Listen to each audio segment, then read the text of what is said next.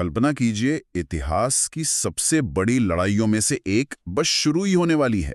दो विशाल सेनाएं आमने सामने खड़ी हैं। शंखनाद हो चुका है। और ठीक बीच में उस युग का सबसे बड़ा योद्धा अर्जुन अपने हथियार नीचे रख देता है। वो लड़ने से इनकार कर देता है। और यही नाटकीय दृश्य, यही सीन भगवद गीता की शुरुआत है। एक ऐसा ग्रंथ जो शुरू तो होता है कुरुक्षेत्र के युद्ध के मैदान से, लेकिन बात करता है मन की शांति की, जीवन के उद्देश्य की। और आज हम इसी महान ग्रंथ को जरा गहराई से समझने की कोशिश करेंगे, खासकर उन लोगों के लिए जो इसे पढ़ना चाहते हैं या इसके बारे में और जानना चाहते हैं। हाँ, ठीक है, तो चलिए इसे खोलते हैं। बिल्कुल। हमारा मिशन यही समझना है कि गीता आखिर है क्या और क्यों ये आज भी इतनी रेलेवेंट है। लेकिन एक बहुत दिलचस्प बात से शुरू करते हैं। गीता कोई अलग स्टैंड अलोन किताब नहीं है। अच्छा जी, ये विशाल महाकाव्य महाभारत का ही एक हिस्सा है। उसके छठे पर्व भीष्म पर्व के 23वें से 40वें अध्याय के बीच आती है। तो सबसे पहले भगवद गीता, इस नाम का मतलब क्या है? इसका शाब्दिक अर्थ है भगवान का गीत, द सॉन्ग ऑफ गॉड। और ये गीत असल में एक संवाद है, एक कॉन्वर्सेशन अर्जुन और कृष्ण के बीच। हाँ, पांडव राजकुमार अर्जुन और उनके सारथी भगवान कृष्ण के बीच। लेकिन ये संवाद भी हम तक सीधे नहीं पहुंचता, है ना? इसमें एक और लेयर है, जहां तक मुझे पता है। आपने बहुत सही पकड़ा। एक और किरदार है संजय, जिन्हें दिव्य दृष्टि मिली हुई है। अच्छा। वो महल में बैठे नेत्रहीन राजा धृतराष्ट्र को युद्ध का सारा हाल सुना रहे हैं। तो हम पाठक या श्रोता असल में संजय के जरिए इस अद्भुत संवाद को सुनते हैं। वाह, ये तो अपने आप में कमाल की नैरेटिव टेक्निक है ना? और इस पूरे संवाद की नींव है अर्जुन की दुविधा, उसका संकट। वो आखिर क्यों लड़ने से मना कर देता है? सोचिए, अर्जुन जब अपनी सेना के सामने खड़ी दुश्मन सेना को देखता है तो उसे कोई अजनबी नहीं दिखते, उसे अपने ही लोग दिखते हैं। हाँ, अपने दादा भीष्म पितामह, अपने गुरु द्रोणाचार्य, अपने भाई, अपने रिश्तेदार। और बस वो वहीं टूट जाता है। उसके हाथ कांपने लगते हैं, उसका प्रसिद्ध गांडीव धनुष हाथ से छूटने लगता है और वो रथ के पिछले हिस्से में जाकर बैठ जाता है। ये सिर्फ एक सैनिक का डर नहीं लगता, ये कुछ और गहरा है। बिल्कुल, ये एक एग्जिस्टेंशियल क्राइसिस है, अस्तित्व का संकट। अर्जुन का सवाल है, क्या इस राजपाट के लिए मुझे अपनों का ही खून बहाना होगा? ऐसी जीत का क्या फायदा? हाँ, ऐसी जीत का क्या फायदा जो लाशों के ढेर पर खड़ी हो। यहाँ अर्जुन का संघर्ष दो धर्मों के बीच है। दो धर्मों के बीच? जी, एक तरफ उसका क्षत्रिय धर्म है जो कहता है कि अन्याय के खिलाफ लड़ो। दूसरी तरफ उसका कुल धर्म है जो कहता है कि अपने परिवार का, अपने गुरुओं का सम्मान करो, उनकी हत्या मत करो। तो जब दो सही रास्ते आपस में टकरा जाएं, तब इंसान क्या करे? यही गीता का शुरुआती पॉइंट है। और यहीं से कृष्ण गुरु की भूमिका में आते हैं। लेकिन वो से सीधे कोई ऑर्डर नहीं देते कि उठो और लड़ो। यही तो गीता की खूबसूरती है।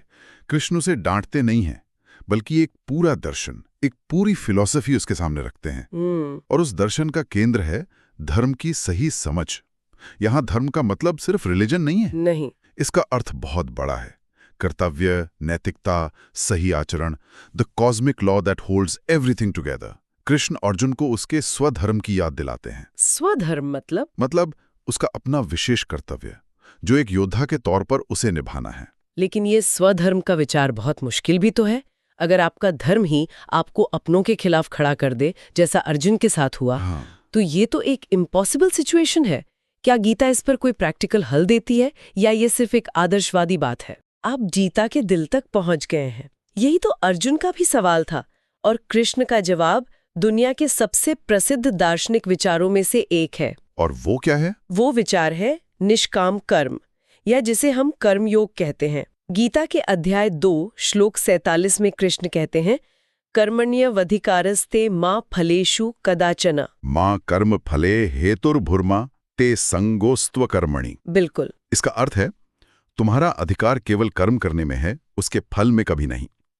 कर्म के फल को अपने कर्म का कारण मत बनने दो, और ना ही कर्म न करने में तुम्हारी आसक्ति हो। जी, ये सुनने में बहुत क्रांतिकारी लगता है। लेकिन एक सवाल उठता है, क्या फल की इच्छा के बिना कर्म करने से इंसान की मोटिवेशन खत्म नहीं हो जाएगी? आखिर हम सब इनाम या नतीजे के लिए तो काम करते हैं। ये बहुत ही स्वाभाविक और महत्वपूर्ण सवाल है। देखिए, निष्काम कर्म का मतलब पैशनलेस एक्शन या बिना मन के काम करना नहीं है। अच्छा, इसका मतलब है अपना काम पूरी योग्यता से करो, पूरी लगन से करो, पूरे जुनून से करो, लेकिन उसके परिणाम से, उसके फल से अपनी खुशी या दुख को मत जोड़ो। चिंता फल की नहीं, कर्म की करो। एग्जैक्टली। कृष्ण कह रहे हैं कि हमारे दुख का सबसे बड़ा कारण यही है कि हम कर्म से ज्यादा फल से जुड़े होते हैं। जब हम फल की चिंता से मुक्त हो जाते हैं तो हमारा पूरा ध्यान कर्म पर होता है, और वो कर्म अपने आप में सर्वश्रेष्ठ हो जाता है। हाँ, और ये तनाव और चिंता से मुक्ति का मार्ग है। तो ये एक तरह का आंतरिक त्याग है, इनर रिनॉन्सिएशन, दुनिया छोड़कर भागना नहीं। बिल्कुल सही। दुनिया में रहो, अपने सारे कर्तव्य निभाओ, लेकिन मन से परिणामों के बोझ से मुक्त रहो। यही गीता का वो प्रैक्टिकल संदेश है जो किसी के भी जीवन को बदल सकता है। तो क्या ये निष्काम कर्म ही एकमात्र रास्ता है जो गीता बताती है, या और भी विकल्प हैं? गीता की सबसे बड़ी खूबी यही है कि ये वन साइज फिट्स ऑल वाला रास्ता नहीं देती। ये मानती है कि हम सब अलग हैं, हमारे स्वभाव अलग हैं। इसलिए ये आत्म साक्षात्कार मतलब सेल्फ रियलाइजेशन और मोक्ष के लिए कई रास्ते दिखाती है। स्वामी विवेकानंद ने इन्हें 4 मुख्य योग के रूप में बहुत खूबसूरती से समझाया है। ये 4 योग कौन कौन से हैं? पहला तो है कर्म योग, जिसकी हमने अभी बात की। ये उन लोगों के लिए है जो कर्मठ हैं, एक्टिव हैं।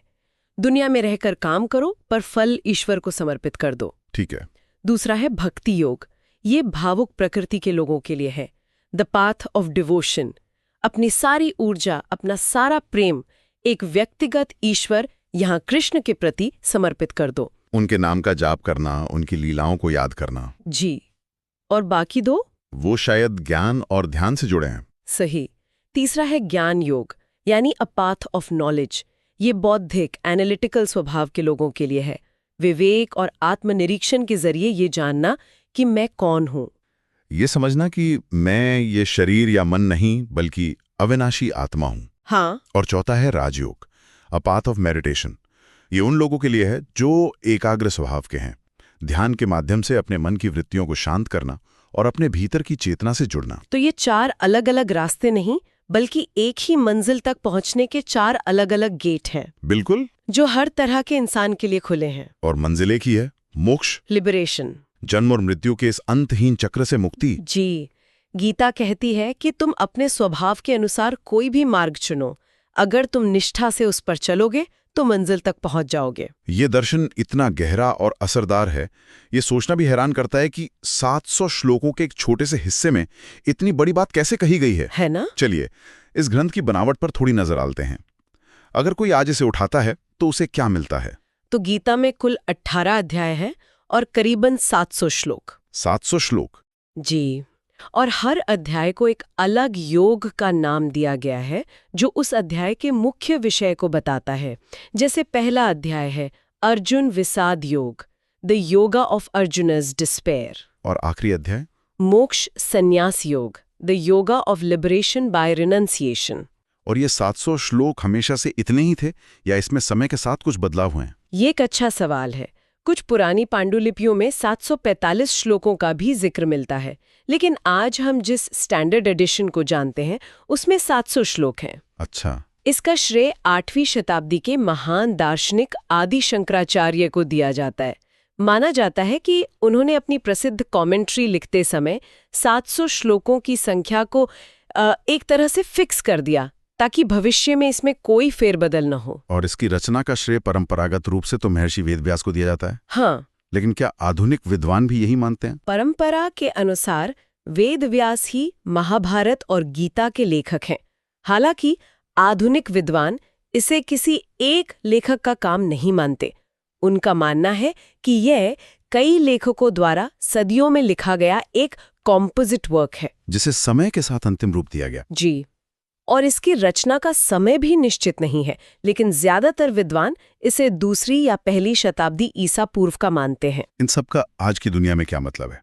इसका इतना गहरा प्रभाव क्यों है? मैंने जे रॉबर्ट ओपेनहाइमर के उस प्रसिद्ध कोट के बारे में सुना है। हाँ, now I am become death the destroyer of worlds. अब मैं मृत्यु बन गया हूँ, दुनिया का विनाशक। यह गीता के 11वें अध्याय से लिया गया एक वाक्य है। यह तब होता है जब कृष्ण अर्जुन के अनुरोध पर उसे अपना विराट रूप, अपना कॉस्मिक फॉर्म दिखाते हैं। एक ऐसा रूप जिसमें अर्जुन को पूरा ब्रह्मांड, जन्म, मृत्यु, सब कुछ एक साथ दिखाई देता है। हाँ, और ये इतना भयानक और विस्मयकारी दृश्य है कि अर्जुन कांप उठता है। ओपेनहाइमर को उस परमाणु विस्फोट में वही ब्रह्मांडीय शक्ति महसूस हुई। ये दिखाता है कि गीता का प्रभाव भारत से बहुत बाहर तक फैला है।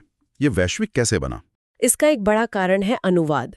1785 में चार्ल्स विल्किंस ने इसका पहला अंग्रेजी अनुवाद किया। अच्छा। और उसके बाद ये पूरी दुनिया के दार्शनिकों और विचारकों तक पहुंच गई। और भारत में खास तौर पर स्वतंत्रता संग्राम के दौरान इसका महत्व और भी बढ़ गया। हाँ, लोकमान्य तिलक और महात्मा गांधी ने भी इस पर लिखा है। बिल्कुल।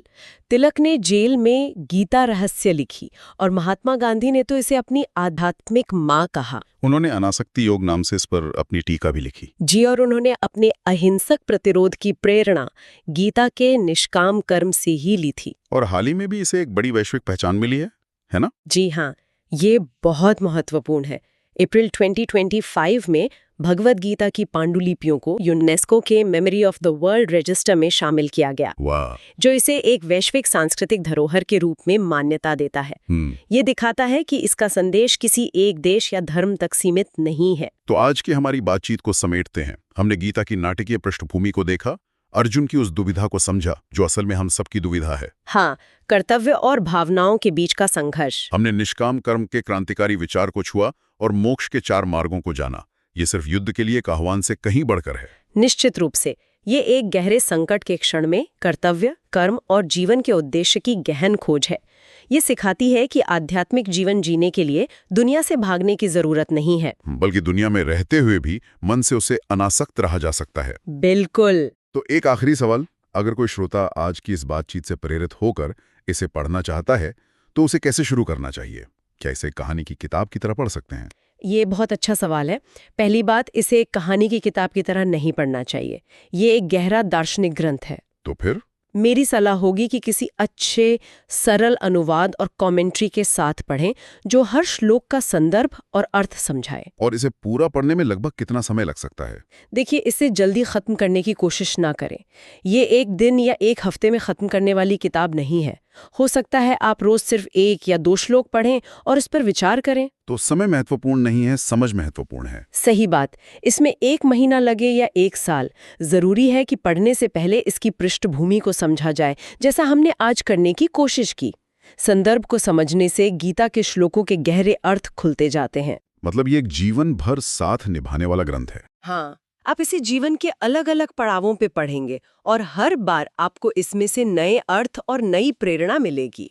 ये वाकई बहुत गहरा है। ऐसा लगता है जैसे हमने तो बस सतह को ही छुआ है।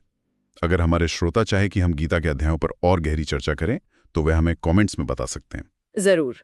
आज की इस चर्चा के अंत में श्रोताओं के लिए एक विचार छोड़ जाते हैं। गीता युद्ध के मैदान को अंदर की युद्ध या द वॉर विद इन के रूपक के तौर पर प्रस्तुत करती है।